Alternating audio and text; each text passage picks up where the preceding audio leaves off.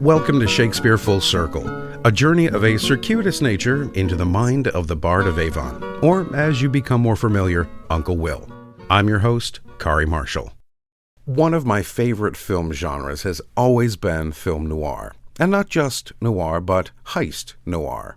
From 1946's The Killers starring Burt Lancaster and Ava Gardner, to John Huston's The Asphalt Jungle or Lee Marvin in Point Blank.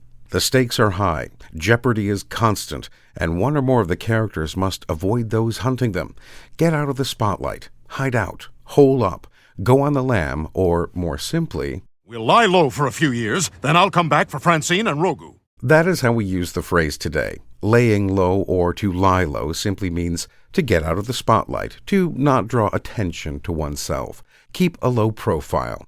We can hear it in films.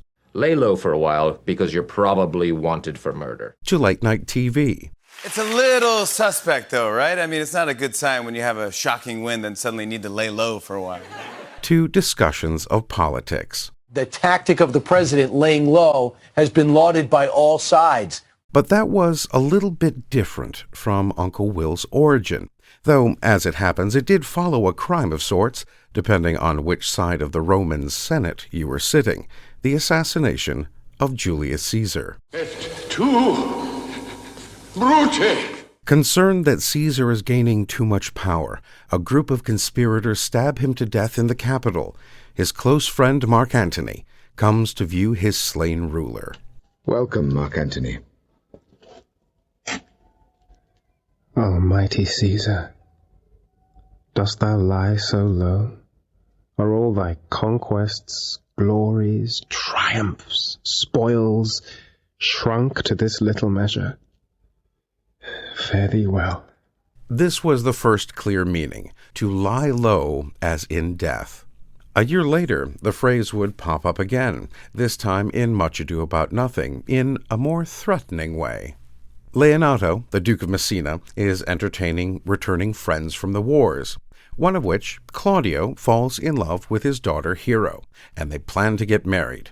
However, villainous shenanigans are cooked up by the evil Don John to thwart the match by tricking Claudio into thinking his bride-to-be is unfaithful. The incensed Claudio then denounces her at the altar, where she swoons. Leonato and his brother Antonio come upon the young Claudio, his commanding officer Don Pedro, who also happens to be the brother of the deceiving Don John, and Benedick. Hear you, my lord. We have some haste, Leonato. Some haste, my lord. Well, fare you well, my lord. Are you so hasty now? Well, all is one. Nay, do not quarrel with us, good old man. If he could right himself with quarrelling, some of us would lie low. Who wrongs him? Marry, thou dost wrong me, thou dissembler, thou. When the soldiers, firm in their erroneous conclusions that Hero has been unfaithful to their young brothers in arms, are confronted by Leonato, Don Pedro says not to quarrel with them, to which Leonato's brother says if they did quarrel, the young Claudio would lie low. Speaking of brothers in arms, during the First World War, there was a poet-journalist back in England that used the phrase to urge young men to heed the call of Lord Kitchener and to enlist. Who's for the game the biggest that's played, the red-crashing game of a fight? Who'll grip and tackle the job unafraid, and who thinks he'd rather sit tight? Who'll toe the line for the signal to go? Who'll give his country a hand? Who wants a turn to himself in the show? And who wants a seat in the stand? Who knows it won't be a picnic? Not much, yet eagerly shoulders a gun. Who would much rather come back with a crutch than lie low and be out of the fun?